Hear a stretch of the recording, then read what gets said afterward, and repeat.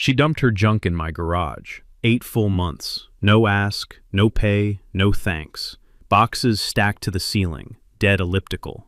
A rug smelling like bad decisions and cheap wine. Then the HOA fine hit.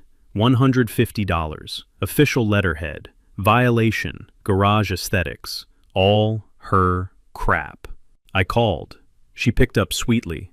Derek, darling, the HOA has standards. A man in your position should know that. A man in my position. I grinned. You're right, Constance. I'm fixing it tonight. She hung up smug. Huge mistake. Freezing night. I stood in the driveway, garage wide open, her trash staring back at me under the one bare bulb I hadn't replaced yet. I knew exactly what to do. By morning, let's just say Constance had a very bad day, and I had my garage back. What would you do? Drop it in the comments, and tell me your state, because this Karen would run your HOA like a tyrant. Florida? Texas? California? Spill your HOA horror stories below. Before I tell you what I did, you need to know who I am, and more importantly, who she is.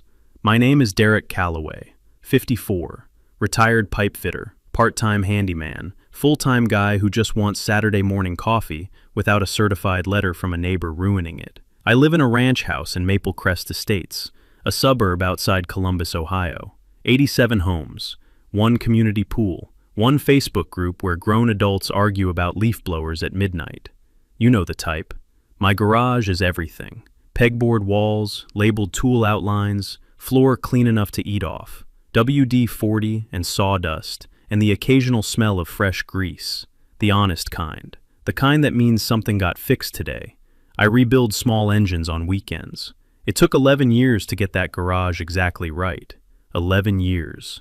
I live alone since my youngest left for college. Just me, the tools, and a '98 Ford Ranger I keep alive out of pure stubbornness.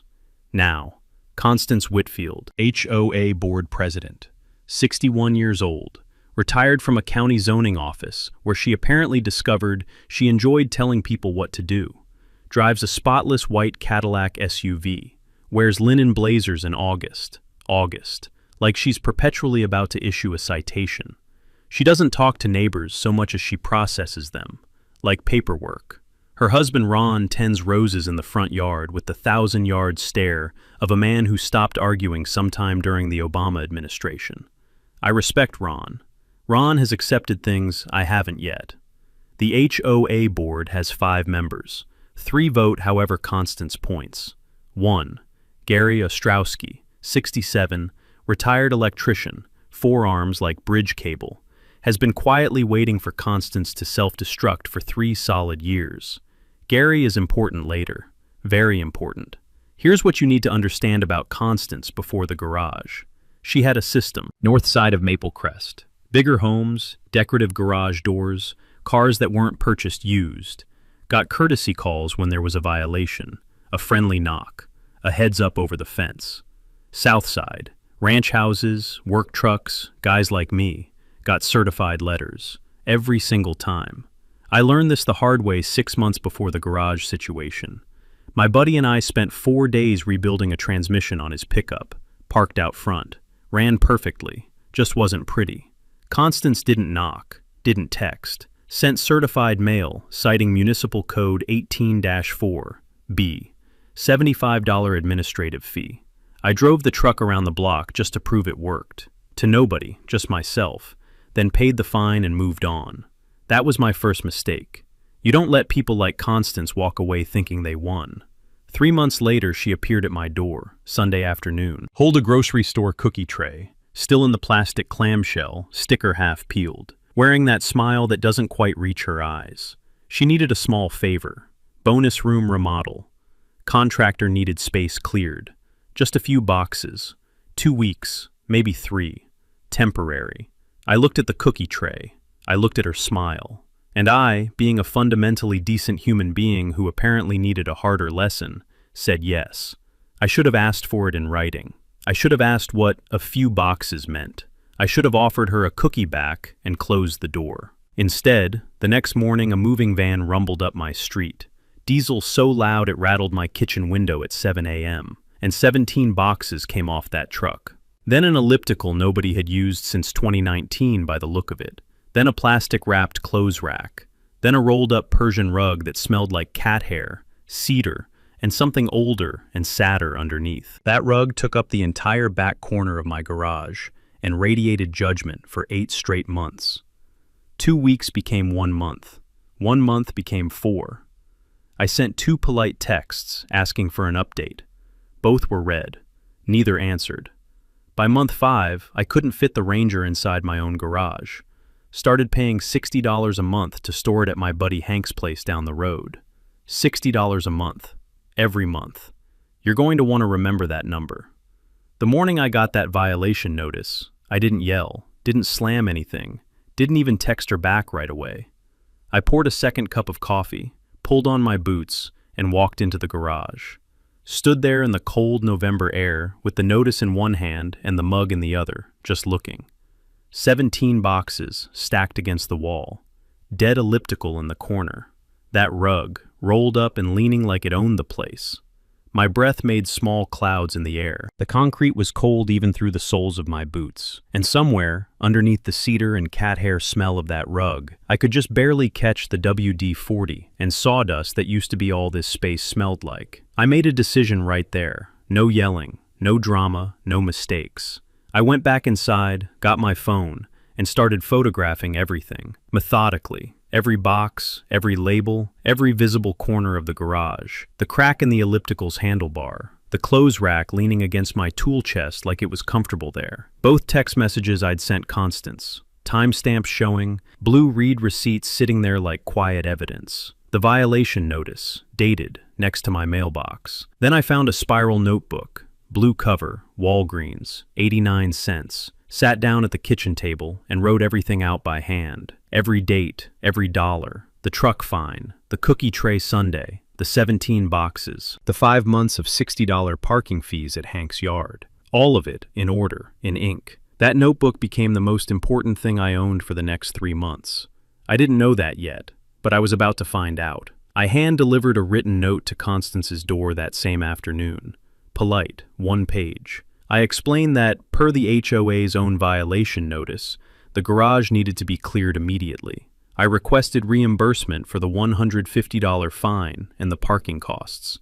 I gave her 14 days. What came back wasn't a response to me. It was an email to the entire HOA board thread, with me CC'd, which I genuinely appreciated, informing the board that Derek Calloway had been hostile and uncooperative and was refusing to honor a verbal community agreement. She used the word disruptive twice. She mentioned neither the fine she'd issued me, nor the 8 months of free storage, nor the parking money I'd been quietly spending every single month. Through their glass door, I could see Ron in the backyard, tending his roses in 40-degree weather, with the focused serenity of a monk. I circled the next HOA meeting on my calendar, first one I'd attended in 11 years of living here. The community center on a Wednesday night smells like burnt coffee and low-grade institutional disappointment. Folding chairs. Fluorescent lights humming that particular frequency that makes everyone slightly hostile. Maybe 15 homeowners scattered around the room. Constance at the front table in the linen blazer, running the agenda like a woman who has long since made peace with the sound of her own voice. She didn't look at me once. When public comments opened, I stood up and read from a prepared statement. No raised voice. No emotion. 8 months of occupancy, 17 boxes, 1 elliptical, 1 rug, 1 clothes rack, $480 in displaced parking, $150 fine issued by the same board member whose property was the direct cause of the cited condition. I set a copy of the statement on the board table and sat back down. The coffee maker dripped in the corner. That was the only sound for a full 3 seconds. Gary Ostrowski, at the far end of the table, leaned forward slowly and looked down the row at Constance with the calm, unhurried expression of a man watching a chess game he's been studying for years finally reach the position he predicted. Constance thanked me for my concerns, noted the board would review the matter internally, and pivoted to the next agenda item without breaking stride. Not a ripple. Pure glacial control. But in the parking lot afterward, gravel crunching under boots, cold air sharp in the throat, everyone else already at their cars, she materialized at my elbow, voice low, smile in place. The blazer somehow still crisp at 9:30 at night. Derek, I'd hate for a property like yours to come up for a county reassessment. These things happen, sometimes randomly. I held her gaze for a moment, felt the cold air in my lungs, heard the last few cars pulling out around us. Good to know, I said. Got in the Ranger, drove home, and the whole way back I kept thinking about that moving van. The one that had showed up at 7 in the morning 8 months ago and shaken a magnet off my fridge. I hadn't thought much about it at the time. Big commercial van, logo on the side, professional looking. When I got home, I ran the plates. The van was registered to a business entity, active status with the Ohio Secretary of State. Owner of record, Constance A. Whitfield. The business name was Whitfield Interiors, LLC. I sat at the kitchen table and let that land for a minute. Not a personal remodel, not a bonus room clean-out. A business, a registered, tax-filing interior design and staging company. She hadn't been clearing out her own home. She'd been using my garage as a commercial storage warehouse for client inventory.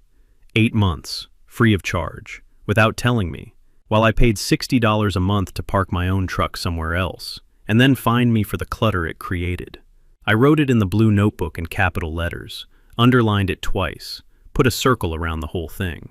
I'd read somewhere, years back, that in Ohio there's something called a possessory lien, a legal right that lets you make a claim against property someone has left in your custody when they owe you money. At the time, I'd filed it away as an interesting piece of trivia, the kind of thing that sounds useful in theory, but you never think you'll actually need. I was thinking about it now. I called Pete Drummond, paralegal, high school friend, the kind of guy who picks up at 9:15 at night when you say it's actually important.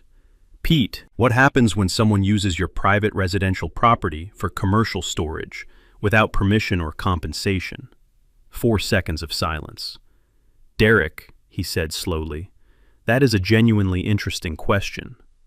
Pete called me back the next morning, 7:45. I was on my second coffee, blue notebook open on the kitchen table, Ranger still parked at Hank's place because I still couldn't fit it in my own garage. He didn't waste time. So here's the thing about Ohio, he said. When someone leaves personal property in your custody and they owe you money, costs you've incurred directly because of that property, you have what's called a possessory lien. Ohio Revised Code, Section 1333.41.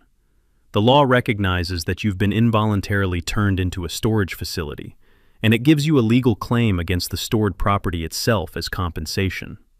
I wrote that down. Section 1333.41. Drew a box around it.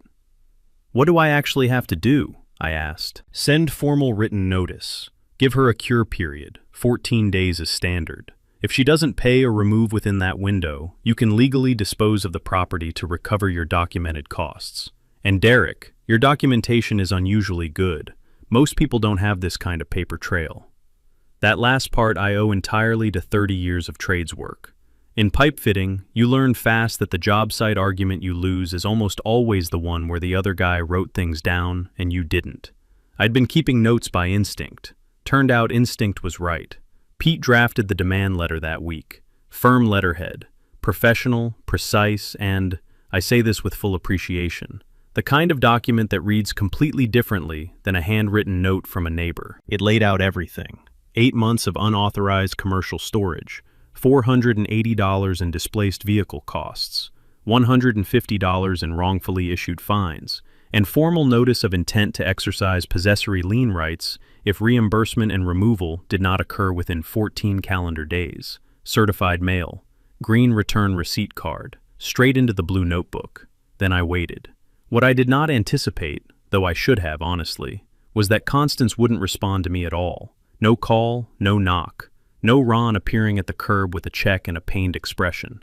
Instead, 3 days after delivery, my phone buzzed with a text from Gary. Emergency board meeting tonight, not properly noticed. I'm going. I went too. Constance had called the session herself. No 48-hour advance notice to homeowners as required by the HOA's own governing documents.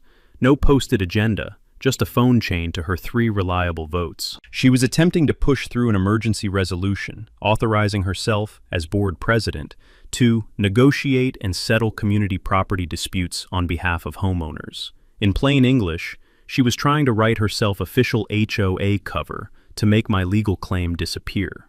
Gary objected the moment she read the motion, cited the bylaws by chapter and verse, advance notice requirements, quorum rules, the specific provision against emergency sessions without documented cause.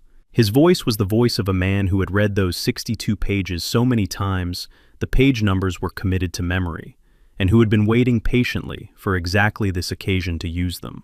Constance overruled him anyway, pushed the vote through with her 3 rubber stamps in tidy formation.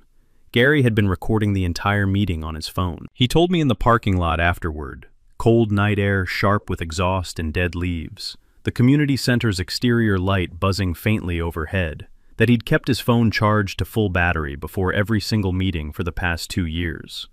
Figured she'd eventually do something worth keeping, he said, without a trace of satisfaction in his voice. Just a man who'd done his homework. I filed that audio next to everything else.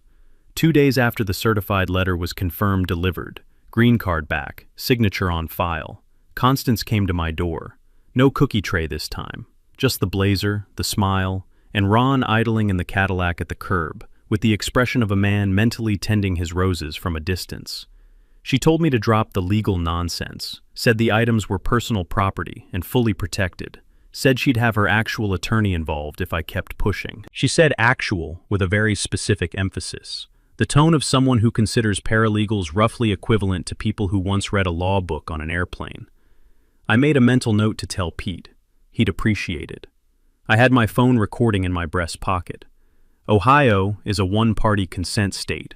You can legally record any conversation you're personally participating in. No notification required.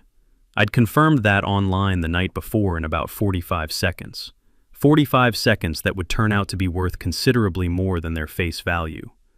I completely understand, I said. I'll be in touch. She left satisfied.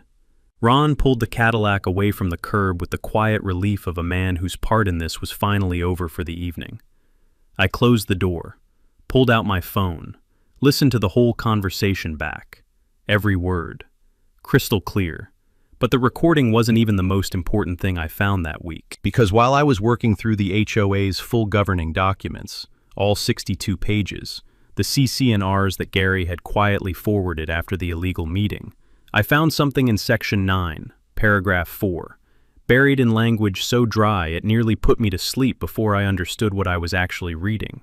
No board member or officer shall initiate, escalate, or adjudicate any dispute in which they hold a direct personal or financial interest.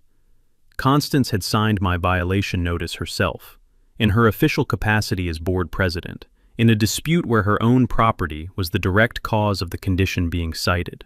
Her own governing documents prohibited exactly that. The fine wasn't just unfair, it was void, invalid from the moment her pen left the paper. I wrote Section 9, Paragraph 4 in the blue notebook, underlined it 3 times. Then I sat back in my chair and looked at everything spread across the kitchen table. The certified mail receipt, the audio recording, the LLC registration, the CC&R clause, the 5 months of parking receipts from Hank's yard. And I felt, for the first time since that moving van rattled my kitchen window, something close to calm. I had more ammunition than I needed. The only thing left to decide was exactly when and exactly how to use it. Constance, meanwhile, was about to make one more mistake, the kind that would make all my preparation feel almost too easy. The 14-day deadline came and went like a Tuesday. No payment, no removal, no phone call. Just a single text, received on day 13 at 11:20 at night. I remember the time because I was already in bed, phone face down on the nightstand, that read, "Derek, I'll be in touch soon." 8 words. After 8 months. After $630 in documented costs. After a formal legal notice on firm letterhead, sent via certified mail with return receipt. 8 words. 11:20 at night. Read receipt on. I wrote the date and time in the blue notebook. Underneath it I wrote, "She thinks this is still her game." Pete confirmed what I already knew. The cure period had elapsed without compliance. My possessory lien rights under Ohio Revised Code Section 1333.41 were fully activated. I could legally move to dispose of the stored property to recover my documented costs. Everything was in place, but I didn't move yet. 30 years in trades teaches you something that no classroom ever quite captures. The man who acts the instant he has enough leverage almost never gets as much as the man who waits for the other side to make one final, unnecessary mistake. Constance had been making mistakes steadily for 8 months. I saw no reason to interrupt her. She didn't disappoint. At the next HOA meeting, properly noticed this time, after Gary submitted a written bylaw compliance request that Constance couldn't refuse without creating yet another documented violation, she introduced what she called a Community Property Standards Initiative. The proposal required homeowners to submit their properties for board inspection before hosting any outdoor gathering or event. Barbecues, birthday parties, graduation cookouts, all subject to prior board review and approval. Prior approval from Constance. I sat in the back row and listened to her frame it with the smooth, practiced vocabulary of a woman who has spent a career dressing up control as community service. Simply maintaining the standards we all value, a small administrative step, protects everyone's investment. She said it with the particular confidence of someone who has never once been asked to justify herself and doesn't expect tonight to be different. The 3 rubber stamps nodded on cue. You could set a calendar by them. When public comments opened, I stood up and asked one question. Calmly, almost pleasantly. I asked whether the board president was required to recuse herself from all matters related to our ongoing property dispute, per Section 9, Paragraph 4 of the CC&Rs, and whether that recusal extended to any proposed rules that might affect the parties involved.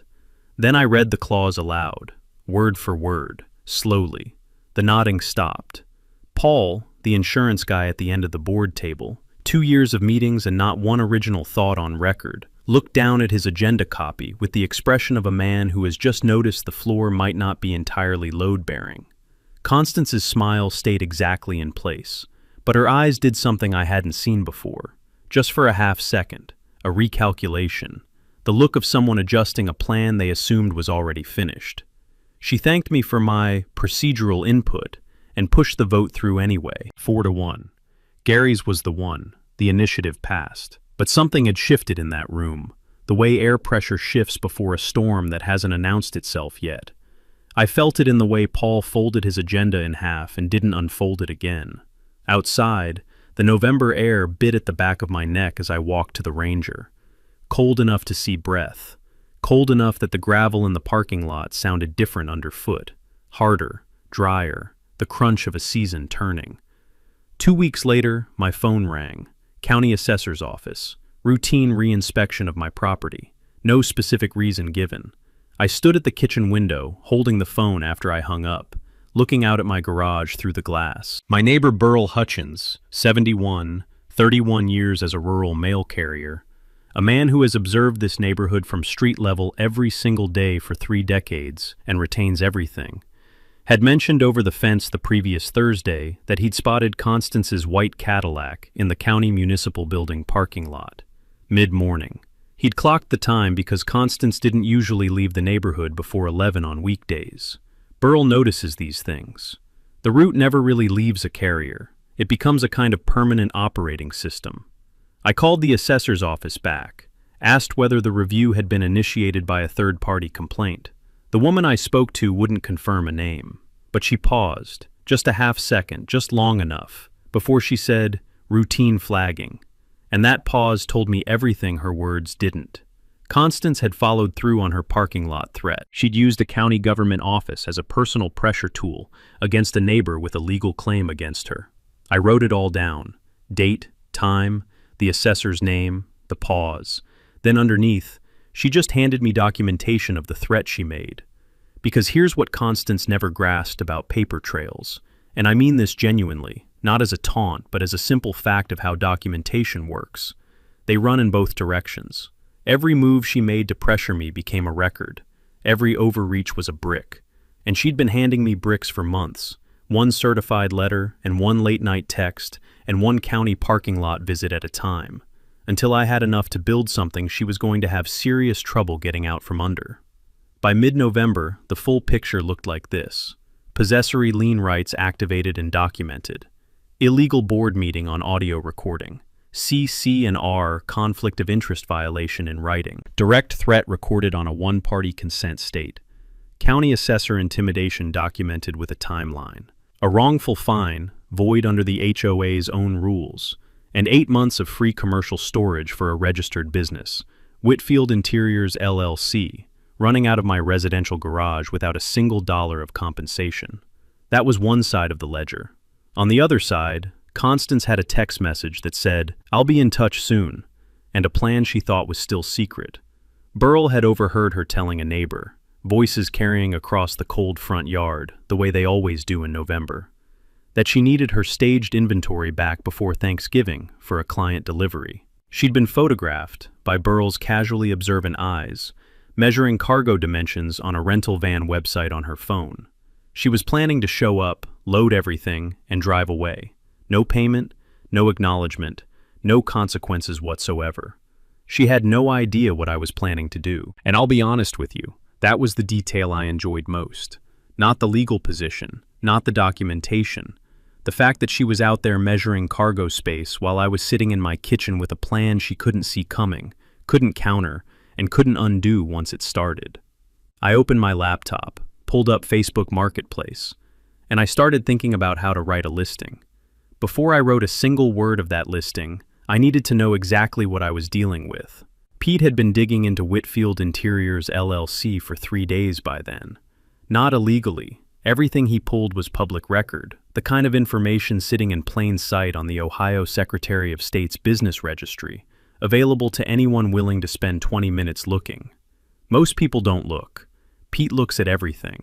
He called me on a Tuesday evening while I was in the garage, cleaning the workbench for the first time in months. Just moving things around, really. Reorganizing the half of the space that was still mine. The half that still smelled like sawdust and honest work instead of someone else's cedar and regret. So Whitfield Interiors LLC filed taxes last year, Pete said. Active business. Interior design and property staging consultancy. She's been operating it out of the house for at least 3 years. I set down the shop rag I was holding. And the stuff in my garage? That's where it gets interesting. I could hear him turning pages. You photographed the box labels, right? Back in the beginning? I had. Day 1. Every label. Time-stamped. 2 of those boxes, Pete said, are labeled Staging, Master Suite, Lot 14, and Staging, Living, Farnsworth account. Those aren't her personal belongings, Derek. That's client inventory. That rug, the elliptical, the framed prints, the throw pillows. That's staging furniture she uses to dress up properties for sale. It's business equipment. Commercial inventory. I stood in the middle of my garage in the cold and let that settle. She hadn't been clearing out a bonus room remodel. There was no bonus room remodel. She'd been clearing out staging inventory for a client, commercial goods belonging to a registered business, and she'd used my residential garage as a free warehouse to store them. Without disclosure, without compensation, without so much as asking whether I minded being an unpaid commercial storage facility for 8 months. While fining me for the aesthetic impact of the clutter she put there. I sat down on my wooden stool under the bare bulb and just breathed for a moment. The cold concrete under my boots, the smell of the shop starting to come back to itself. WD-40 creeping back over the cedar now that I was thinking about it, reclaiming the air. Pete kept talking. He explained what the commercial use distinction actually meant in practical terms. Using someone's residential property for commercial purposes, storing business inventory, running client operations, without disclosure or compensation, opens up several distinct legal avenues simultaneously. There's a zoning angle. Commercial activity in a residential zone without permits is a municipal violation. There's a liability angle. If any of her business inventory had been damaged while in my garage, she'd have had no legal standing to claim it because the arrangement was undisclosed and uncompensated. And then there's what Pete called the cleanest angle of all, unjust enrichment. Unjust enrichment is exactly what it sounds like. Ohio civil law recognizes that when one person receives a substantial benefit at another person's direct expense, without compensation or legal justification, the court can order them to pay for what they took. 8 months of commercial storage at even a modest market rate, $100 a month, conservative for a climate-controlled space. Plus the displaced vehicle costs, plus the wrongful fine, put Derek's recoverable damages in small claims court somewhere between $1,200 and $1,500. Ohio Small Claims handles disputes up to $6,000. No attorney required. Filing fee under $100. Show up with your documentation and tell the truth. I'd read once that small claims court was designed specifically so that ordinary people with legitimate grievances wouldn't need to hire expensive lawyers to recover what they were owed. Sitting on that stool in my half-reclaimed garage, I finally understood what that meant from the inside. Pete finished his summary. I thanked him. We hung up. I sat there for another minute in the quiet, the bare bulb overhead, the pegboard on the wall with every tool in its labeled outline. The half of the garage that was still mine, still organized, still exactly right. Then I thought about Constance measuring cargo space on her phone, planning to walk in here and take everything back without a word, without a dollar, without a single acknowledgement of what 8 months had actually cost me. I picked up my phone, opened Facebook Marketplace. This time, I started typing. The listing took me 45 minutes to write, not because I didn't know what to say, I knew exactly what to say, but because I wanted every word to be right. I'd spent the previous evening confirming with Pete that what I was about to do was legally defensible from every angle. He walked me through it one more time, slowly, the way you explain a load calculation to an apprentice who needs to understand it before he touches the pipe. The 14-day cure period had elapsed. Written notice had been properly served and confirmed delivered. My documented costs, $480 in parking, $150 in wrongful fines, and a conservative $800 in fair market commercial storage value at going rates for a climate-controlled residential space, totaled well over the assessed value of the staged furniture and boxes sitting in my garage. Under Ohio's possessory lien provisions, disposal through reasonable means was legally permissible. I wasn't stealing. I wasn't retaliating. I was collecting a debt the law said I was owed, using the only asset available to collect it. Just make sure you document the condition of everything before the first person touches it, Pete said. Video walkthrough, time-stamped, every item visible. I already had the camera ready. I called Gary that afternoon and told him what I was planning and why it was legal. Gary listened without interrupting. The particular silence of a man cross-referencing what he's hearing against what he already knows, and then said, "I'll be available by phone all evening." That was Gary's version of enthusiastic support. I texted Burl, "Tonight I'm clearing the garage. Keep an eye out for any vehicles coming from Constance's direction." Burl texted back 4 minutes later, "Already in my chair. Got my coffee. 71 years old, retired mail carrier. Surveillance position by 7 p.m. with a hot beverage." I cannot overstate how much Burl Hutchins contributed to this entire operation, simply by being exactly who he is.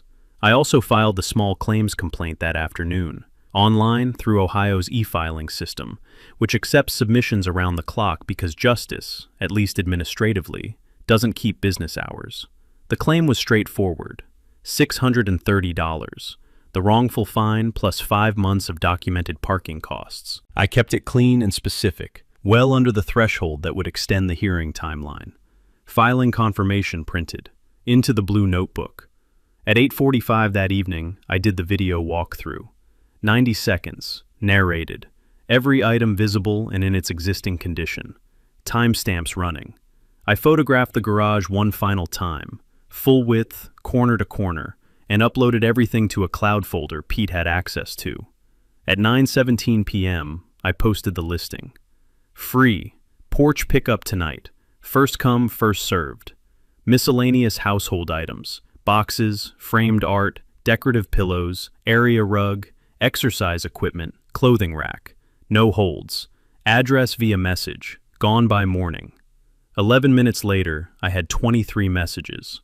What happened next was one of the more quietly joyful things I have witnessed as an adult. A college student named Marcus showed up at 9:45 in a pickup truck, practically vibrating with the energy of someone who has just found a Persian rug for free on a Wednesday night. He and his roommate rolled it into the truck bed in under 4 minutes, shook my hand, and drove away.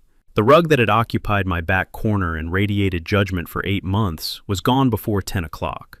The elliptical went to a woman named Tina, who'd been trying to get back into a routine since her knee surgery. She brought her nephew to carry it. He was about 19 and did not speak once, but worked with impressive efficiency. They were gone in 8 minutes. The boxes, still labeled with Constance's client staging inventory, Master Suite, Lot 14, Farnsworth account, went to 2 separate families who had found what they believed to be an extraordinary free yard sale. Decorative throw pillows, framed art prints, sample tile swatches in little labeled envelopes. One woman held up a framed watercolor of a lighthouse and said, "This is actually really nice." It was. Constance had good taste in staging inventory, I'll give her that much. The clothes rack went to a young couple who needed it for their laundry room. They left a thank you note tucked in my screen door, which I found at midnight, and which struck me as the most civilized thing that had happened in connection with this garage in 8 months. By 11:35, the garage was empty. I stood in the middle of it under the bare bulb, boots on cold concrete, the November night pressing against the walls, and breathed. Just breathed. The cedar and cat hair and cheap wine smell of that rug was gone. The WD-40 and sawdust were back, faint but present, the honest baseline smell of a space that belonged to me again. 11 years of building exactly the right garage, 8 months of having it taken, and now, at 11:35 on a Wednesday night in November, it was mine again. I turned off the light, went inside, made a cup of tea I didn't really want, and drank it standing at the kitchen window looking out at the dark garage. Somewhere across the neighborhood, Constance was asleep, confident in her plan, measuring cargo space in her dreams. By morning there would be nothing left to measure. Burl texted me at 7:22 the next morning. 3 words. She just arrived. I was already up, coffee in hand, sitting at the kitchen table with the blue notebook open and my phone face up.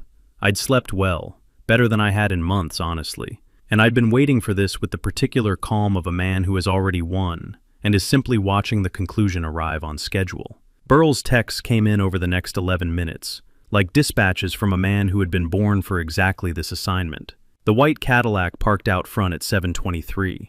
Constance walked to my side gate, opened it, went to the garage. Burl reported the garage door going up. Then, nothing for 3 full minutes. Just Burl watching, coffee going cold. A woman standing in an empty garage trying to process something her brain wasn't ready to accept. She went back to the Cadillac, got on her phone. Burl said she was typing hard, not talking, typing. The kind of fast and pressured typing that never produces anything good. Then she went back to the garage, picked up one of my tools from the pegboard. Burl couldn't tell which one from his angle, and put it back. Just stood there again, looking at clean concrete and empty air where 8 months of her business inventory used to be. At 7:33 she left, didn't knock on my door, didn't ring the bell, just walked back to the Cadillac, got in, and drove away. Burl's final text read, "She didn't look good, Derek." I sat at the kitchen table and finished my coffee. I sat at the kitchen table and read those messages twice. Then I poured myself a second coffee and waited for what I knew was coming next. It came at 7:44. 11 text messages in 9 minutes, arriving in a cluster like a weather system moving fast. They began clipped and formal. "Derek, what has happened to the items stored in your garage?" And deteriorated with impressive speed. By message 4, she was asking what I had done with her property. By message 7, the capitalization had started. By message 9, she used the phrase, "I will have you arrested," for the first time. It appeared 2 more times before the thread ended. I screenshotted every message without responding, forwarded them to Pete. Pete replied in 6 minutes. "Beautiful. Don't answer. Let her keep going." At approximately 9 a.m., a Columbus Police Department patrol officer knocked on my door. Non-emergency response. Pleasant enough. He had the look of a man who had been dispatched to resolve what he had already assessed, before arriving, as a civil matter. I invited him in, offered coffee. He declined, but appreciated the gesture. I put the blue notebook on the kitchen table and walked him through it from the beginning. The certified demand letter with the green return receipt card. The photographs of every item, time-stamped from day 1. The lien notice. The violation notice Constance had issued me. The 11 texts she'd sent this morning. Screenshots printed and in the notebook already because I'd done that at 8 a.m. The audio recording of the parking lot threat. the LLC business registration, the CC&R clause. The officer reviewed everything with the methodical attention of someone who has learned to distinguish documentation from complaint. He made a call, conferred briefly, came back and said, "This appears to be a civil matter, sir. You'll want to speak with an attorney." He handed me a card. I thanked him. He left. Through the kitchen window, I could see Constance's white Cadillac still parked across the street. It sat there for another 4 minutes after the officer left. Then it pulled away slowly, and I watched it go. And I felt nothing in particular except the quiet satisfaction of a man whose paperwork is in order. By noon, Constance had posted in the Maple Crest Estates Facebook group. She was careful. She didn't name me directly. She posted that a neighbor had taken advantage of a vulnerable situation, and that valuable property had been removed without consent. She used the word predatory twice. She posted a photo, taken from outside, through my open garage door, of the empty space. She asked whether other community members had experienced similar behavior from people posing as helpful neighbors. I read it on my phone in the garage, sitting on my wooden stool, surrounded by clean, empty space that smelled entirely like mine again. Within 30 minutes, the post had 14 comments. 4 were sympathetic to Constance, the rubber stamps and their spouses, working in shifts. 7 were confused, asking for clarification she couldn't provide without incriminating herself. And 3, including one from Gary Ostrowski, who had clearly been watching the thread with the patience of a man who has been patient about everything for 3 years, were asking pointed, specific questions she had no safe answers to. Gary's comment was 6 sentences long. It said, "Before we form community opinions on this, I want to make sure everyone has the full context of what's been happening. There's quite a bit of documented history here that hasn't been shared. I'm happy to provide it to anyone who's interested. I won't post it publicly without permission, but I will say this much. There are 2 sides to this story, and the side that hasn't been told yet is the more complete one." He did not raise his voice. He did not make accusations. He simply opened a door and waited to see who would walk through it. Within 22 minutes, 9 people had clicked the "interested" reaction. Constance deleted the post. Gary had the screenshot before it disappeared. So did I. So did, it turned out, about 6 other neighbors who had been watching with interest and quick fingers. I laughed for the first time in months, sitting in my empty garage under the bare bulb, boots on cold concrete, the honest smell of WD-40 in the air. The sound bounced off the clean walls and came back to me, and I laughed again, because sometimes things work out in ways that are tidier than you had any right to expect. 6 days later, a letter arrived from an attorney, Harold Fink, Fink & Associates, Real Estate and Closing Law, address on the north side of Columbus. The letter was on heavy cream stationery and used the word "herein" 4 times in the first paragraph, which is how you know someone is trying to sound more dangerous than they are. It claimed that Derek Calloway had unlawfully converted property belonging to Constance Whitfield. It demanded replacement of all removed items, valued by Constance at $4,200. It threatened civil suit. It used the phrase "without further delay" twice, and "legal remedies" 3 times. I read it at the kitchen table with my coffee. Then I scanned it and emailed it to Pete. Pete called back in 9 minutes. I could hear him almost smiling through the phone. "Harold Fink is a real estate closing attorney," he said. "He does purchase contracts and title work. He has not filed a civil litigation case in this county in 4 years. This letter is theater, Derek. Good stationery, but theater. So what do I do? Nothing yet. Write down today's date. Let her spend the money on Harold." I wrote down the date. Then I wrote underneath it, "She's paying a closing attorney to write scary letters. She's scared." That realization, that Constance was scared, was more useful than anything else that had happened in the past week. Scared people make mistakes. Scared people overreach. And overreach, as I had learned thoroughly by this point, generates documentation. I spent the next 10 days building the binder. Physical, 3-ring, tabbed. The kind of thing you bring to a meeting when you want the other side to understand, the moment you set it on the table, that you have been more organized about this than they have been about anything. Tab 1, all photographs, time-stamped, from day 1 through the night of the listing.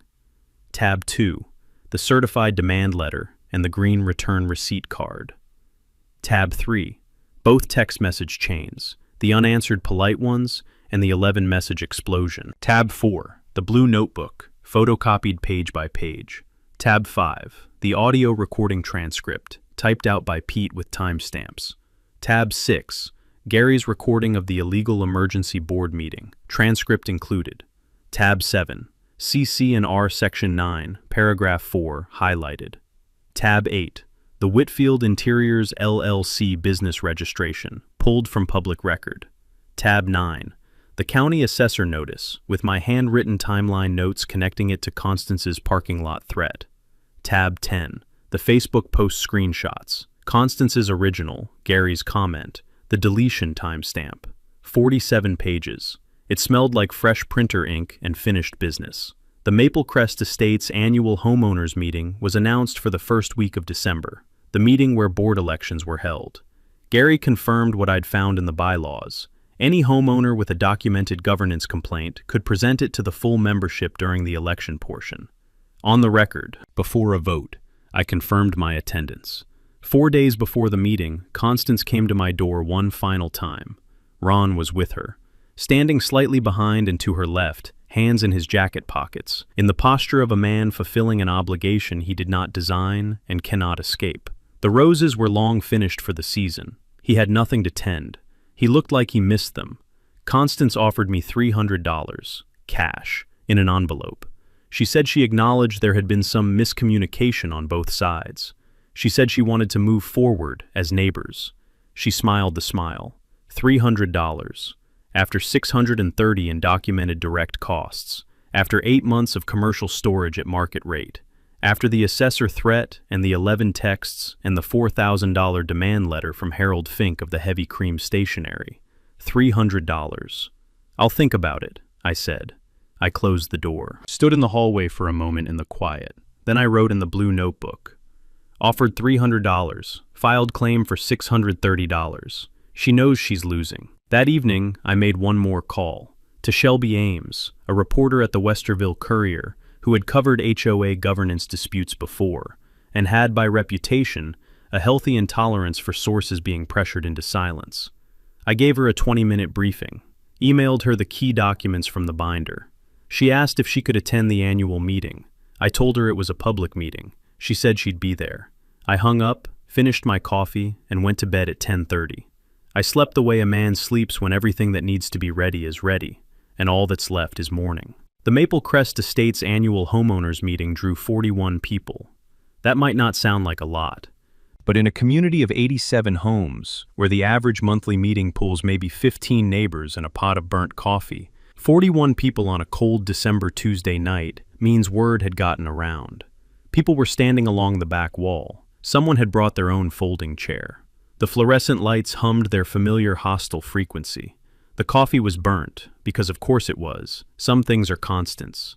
Shelby Ames sat in the second row with a small notebook and a digital recorder on the seat beside her. She was 34 and had the particular stillness of a reporter who has learned that the best thing you can do at a contentious public meeting is stay very quiet and let people talk. Constance saw her immediately. "Who invited the press?" she said, loudly enough for the front 3 rows to hear. Several people shrugged.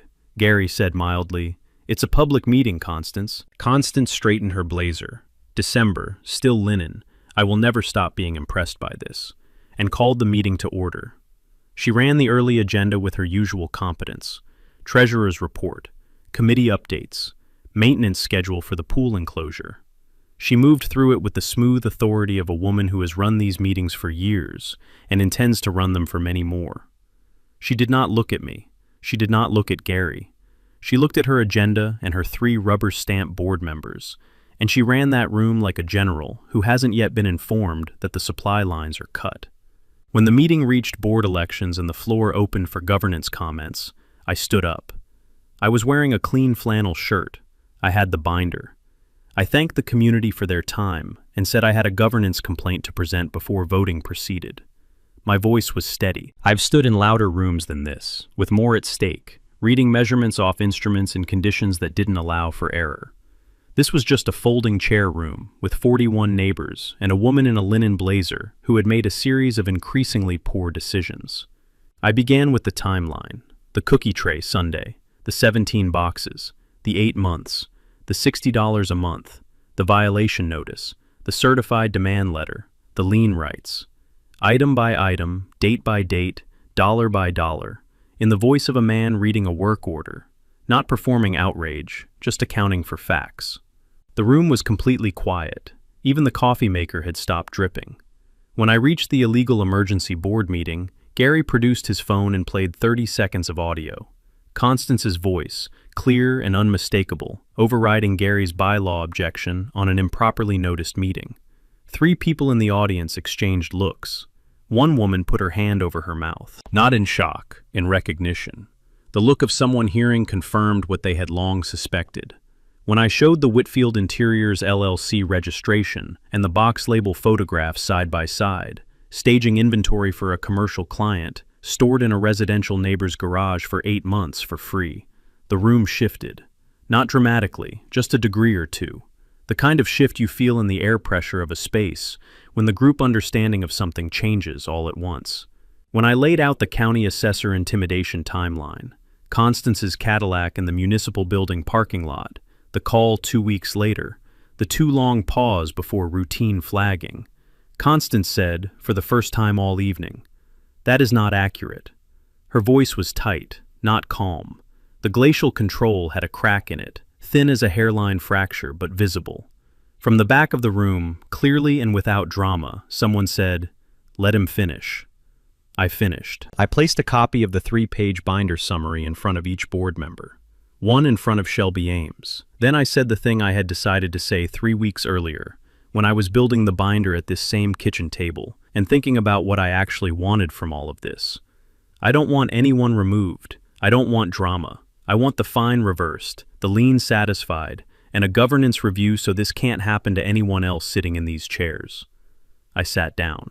41 neighbors applauded, not thunderously, not a standing ovation, just the genuine, unperformed sound of people who recognized something true when they heard it and wanted to say so. Constance attempted a rebuttal. She used the words personal vendetta and procedural irregularities. She used community standards twice. And then Paul, the insurance man, the rubber stamp, the man who had not deviated from Constance's position in 2 full years of monthly meetings, looked down at the binder summary, looked back up at Constance and said, "I think we need to table the election and schedule a governance review." 7 words, from Paul. In the fluorescent light and the burnt coffee smell of the Maple Crest Estates Community Center on a Tuesday in December, that was the sound of the foundation giving way.